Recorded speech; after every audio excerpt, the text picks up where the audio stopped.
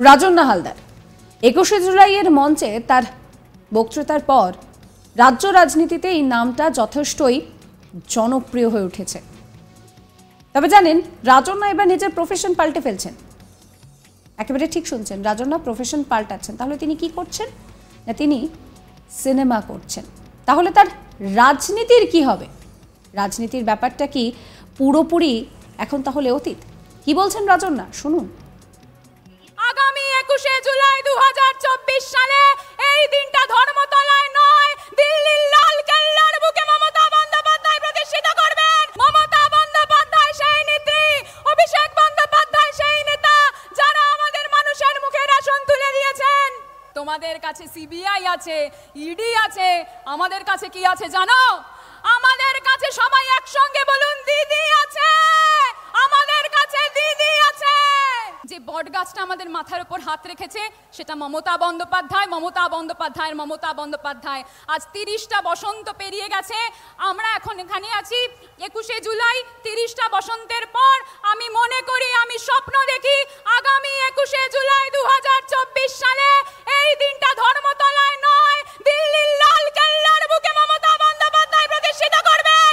আর সেই দিনে বাংলার সাধারণ জনগণ এবং আমাদের ভারতবর্ষের জনগণ একত্রিত হয়ে ভারত মাতৃকার নামে বলবে ইউনাইটেড ইন্ডিয়া। শুনলেন, 21এর মঞ্চ থেকে ঠিক ঝাঝালো ভাবে বক্তৃতা দিয়েছিলেন রাজন্না। আর এরপর থেকেই রাজন্না রাজনীতির একটা নাম হয়ে উঠেছে। যাদবপুর বিশ্ববিদ্যালয়ের টিএমসিপির কনভেনারও করা হয় তাকে। যাদবপুর বিশ্ববিদ্যালয়ের সংগঠনের দায়িত্ব নিজের কাঁধে তুলে নিয়েছিলেন। এবার 2024-এর লোকসভা নির্বাচনের আগে রাজনীতি থেকে কি রাজন্না সন্ন্যাস নিচ্ছেন? সূত্র বলছে, রাজনীতির সঙ্গে এবার সিনেমায় প্রবেশ করতে চলেছেন রাজন্না। জানা গিয়েছে, এক ছাত্র নেতা প্রান্তিক চক্রবর্তীর পরিচালনায় খুব শীঘ্রই মুক্তি পাচ্ছে 1995 বিহাইন্ড দ্য মাউন্টেন নামের একটি ছবি। পূর্ণদৈর্ঘ্যের এই ছবিতে অভিনয় করছেন রাজন্না হালদার। রাজন্না হালদার আজ তাককে জানান যে তার কাছে এই ছবির নির্মাতারা প্রস্তাব দেন পাহাড়ের তথাকথিত প্রচারের আলোয় না থাকা এক স্বাধীনতা সংগ্রামীর চরিত্রে অভিনয় করার জন্য, আর তিনি রাজি হয়ে যান। বহু শিক্ষা পেয়েছেন এই ছবি করতে গিয়ে। এ এক অন্য প্রেম, ভিন্ন সম্পর্কের ছবি। কি বলছেন তিনি, শোনাব। আমার নতুন একটি সিনেমা 1945 বিহাইন্ড দ্য মাউন্টেন্স আগামী 26শে জানুয়ারি মুক্তি পেতে চলেছে। এই সিনেমাতে আমি পুতলি তামাং, একজন স্বাধীনতা সংগ্রামীর ভূমিকা পালন করেছি। সিনেমার পরিচালক প্রান্তিক চক্রবর্তী, এবং এই সিনেমায় আমার ভূমিকা, আমার চরিত্র বাদ দিয়েও মুখ্য চরিত্রে অভিনয় করেছেন নেপালি অভিনেত্রী রিয়া ভুজেল এবং আমাদের সাংবাদিক ঋতব্রত ভট্টাচার্য। এছাড়াও মানি ভুজেল, ডরিয়ান, নীলেশ, আরও অনেক অনেক অনেক অভিনেতা অভিনেত্রীরা রয়েছে এই সিনেমাতে। গল্পটা হচ্ছে স্বাধীনতা সংগ্রামে বাংলার যে ভূমিকা, বাংলার পাহাড়ের যে ভূমিকা, সেই ভূমিকাই ইতিহাসের পাতায় কোথাও না কোথাও বিস্মৃত হয়ে গেছে। সেই বিস্মৃতি মুছে ফেলে প্রান্তিক চক্রবর্তীর নতুন প্রয়াসে পাহাড়ের স্বাধীনতা সংগ্রামীদের কথা উঠে আসছে, এবং স্বাধীনতা সংগ্রামকে কেন্দ্র করে অন্য এক ভালোবাসার, অন্য এক স্নেহের গল্প 1945 behind the mountains. Putali Tamang চরিত্রটি অভিনয় করতে অনেকেই আমাকে প্রশ্ন করেছে যে কোনো অসুবিধা হয়েছে কিনা, কারণ যেহেতু এটা নেপালি, আমাকে নেপালি বলতে হয়েছে এবং তার জন্য আমাকে পড়াশোনা করতে হয়েছে। চরিত্রটি সম্পর্কে পড়াশোনা করতে হয়েছে কারণ এই চরিত্রটি সম্পর্কে বিশেষ কেউ কিছু জানতো না, এবং এই চরিত্রর যে এত বড় একটি অবদান রয়েছে সেই সম্পর্কেও পাহাড়ের মানুষরাই খুব একটা বেশি অবগত ছিলেন না। তাই চরিত্রটি খুঁজে বার করতে হয়েছে। প্রায় 2 বছর ধরে আমাদের চরিত্রটি নিয়ে অনেক নাড়াচাড়া করতে হয়েছে, ঘাটাঘাটি করতে হয়েছে, ইতিহাস খুঁজে বার করতে হয়েছে, এবং কোথাও না কোথাও গিয়ে উত্তরবঙ্গ নয়, দক্ষিণবঙ্গ নয়, এটা পশ্চিমবঙ্গ, এই ভাবনাও এই ছবির সঙ্গে মিলেমিশে একাকার হয়ে যায়। আমার মনে হয় যে ভারতবর্ষকে যে বাংলা সব সময় পথ দেখিয়েছে, what Bengal thinks today, India thinks tomorrow, Bangla যে স্বাধীনতা সংগ্রামে অগ্রণী ভূমিকা পালন করেছিল তা আমরা মাতঙ্গিনী হাজরা, ক্ষুদিরাম বসু, নেতাজি, রবীন্দ্রনাথ ঠাকুর কারোর কলমে, কারোর বক্তব্যে, কারোর লড়াই সংগ্রামে জানতেই পারি। সেরকমই যেই স্বাধীনতা সংগ্রামী পুতলি তামাং গান্ধীজির আদর্শে ভারত ছাড়ো আন্দোলনকে পাহাড়ে লিড দিয়েছিলেন এবং গান্ধীজিকে পাহাড়ে ইন্ট্রোডিউস করিয়েছিলেন, সেই পুতলি তামাংয়ের কথা কোথাও না কোথাও গিয়ে আমরা ভুলে গেছি বা জানি না। তার সঙ্গে আরো নাম আছে হেলেন লেপচা, তার কথাও হয়তো আমরা কোথাও না কোথাও গিয়ে ভুলে গেছি। নার বাহাদুর, তার কথাও আমরা কোথাও না কোথাও গিয়ে ভুলে গেছি। তো এই নামগুলো তুলে আনাই হচ্ছে আমাদের অন্যতম মুখ্য উদ্দেশ্য বলা যেতে পারে। এবং আমাদের প্রত্যেকের মধ্যে যে স্বাধীনতার একটা গল্প আছে, আমরা প্রত্যেকেই যে স্বাধীনতার আকাঙ্ক্ষা পোষণ করি এবং স্বাধীনতার জন্য স্বাধীনতার যে খিদে আমাদের মধ্যে রয়েছে, সেটাই হচ্ছে এই গল্পের মূল ভাবনা। সেই ভাবনায় থেকেই 1945 বিহাইন্ড দ্য মাউন্টেন্স।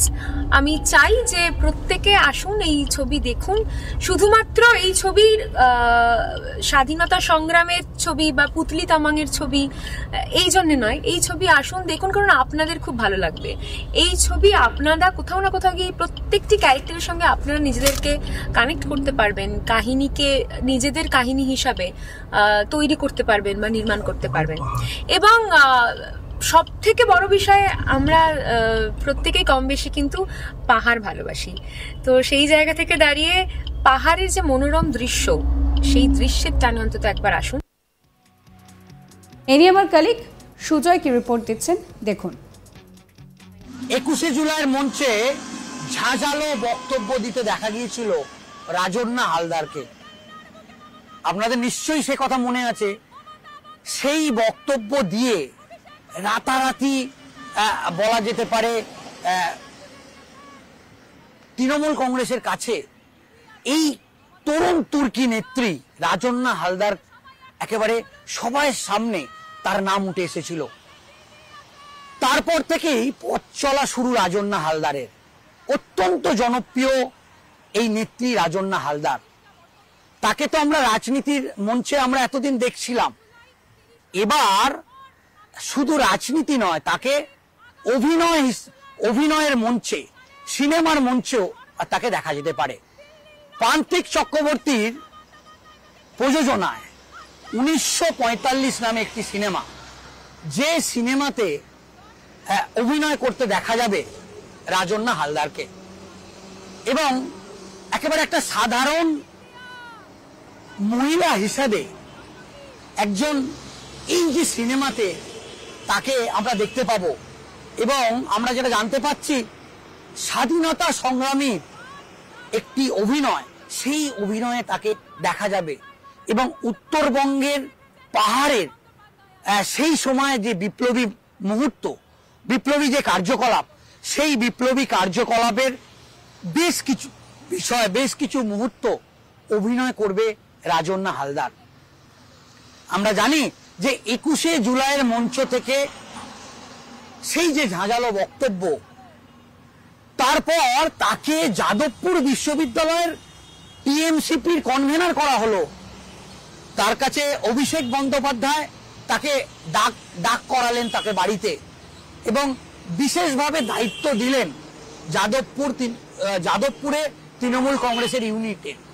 এবং সেখানেও আমরা দেখলাম যে বিভিন্ন ইস্যুতে যাদবপুর বিশ্ববিদ্যালয়ের উপাচার্যের ঘরের সামনে তিনি দফায় দফা বিক্ষোভ করলেন। তিনি যাদবপুরে, যেখানে বলা যেতে পারে এসএফআইয়ের দুর্গ বলা যেতে পারে, সেই দুর্গে চোখে চোখ রেখে লড়াই করলেন রাজন্না হালদার। এবং রাতারাতি সংবাদের শিরোনামে দেখা গেল রাজন্না হালদারকে। তারপর রাজন্না হালদার কিন্তু বলা যেতে পারে মমতা বন্দ্যোপাধ্যায়েরও নজরে এলো বলা, এবং মমতা বন্দ্যোপাধ্যায়ের নেতৃত্বে তিনি একাধিক জেলাতে বলা যেতে পারে নতুন মুখ হিসাবে তিনি প্রচার করলেন। সেই রাজন্না হালদার কি তৃণমূল কংগ্রেস ছেড়ে দিচ্ছে এরকম একটা জল্পনা তৈরি হলো, কি তিনি হঠাৎ করে তৃণমূল কংগ্রেসের যে সক্রিয় রাজনীতি থেকে সন্ন্যাস নিচ্ছে।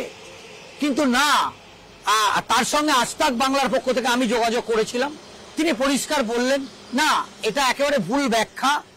তিনি যেরকম ভাবে রাজনীতি করছিলেন, তিনি রাজনীতি তো করবেন, তার সঙ্গে তাকে একটা নতুন ইনিংস বলা যেতে পারে অভিনয় পর্ব, সেই অভিনয় পর্বে তাকে দেখা যাবে। এবং রাজন্না হালদার একেবারে আজ তাক বাংলাকে একান্তভাবে ফোনে যেটা জানিয়েছে যে প্রযোজক প্রান্তিক চক্রবর্তী তার সঙ্গে যোগাযোগ করে এবং তাকে এই বিশেষ অভিনয়ের করার জন্য তাকে বলা হয় এবং তাকে যে প্রস্তাব দিয়েছিল প্রযোজক, সেই প্রযোজকের প্রস্তাবে রাজি হয় এবং তিনি ইতিমধ্যেই এই সিনেমার অভিনয় পর্ব, সেই অভিনয় পর্ব সেটা শুরু করেছে এবং ইতিমধ্যেই আমরা যেটা জানতে পারছি যে সেই অভিনয় পর্বে খুশি রাজন্না হালদার।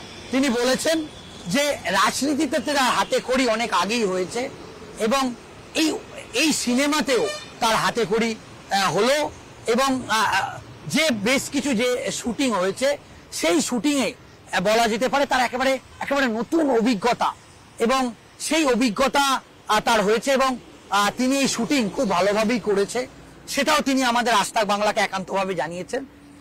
কিন্তু কোনোভাবেই তিনি রাজনীতি থেকে সন্ন্যাস নিচ্ছেন না, কোনোভাবেই তিনি যেভাবে তিনি রাজনীতি করতেন ঠিক সেইভাবেই রাজনীতির ময়দানে তিনি সক্রিয় থাকবেন, তার সঙ্গে সঙ্গেও তিনি অভিনয়ও করবেন। যদি পরবর্তীকালে তার কাছে আরো এই ধরনের সুযোগ আসে তিনি রাজনীতির সঙ্গে তাকে অভিনয়ের ময়দানেও তাকে দেখা যাবে এবং এই যে পর্ব সেই পর্ব খুব ভালোভাবেই মিটেছে বলে একেবারে আজ তাক বাংলাকে একান্তভাবে জানিয়েছেন রাজন্না হালদার।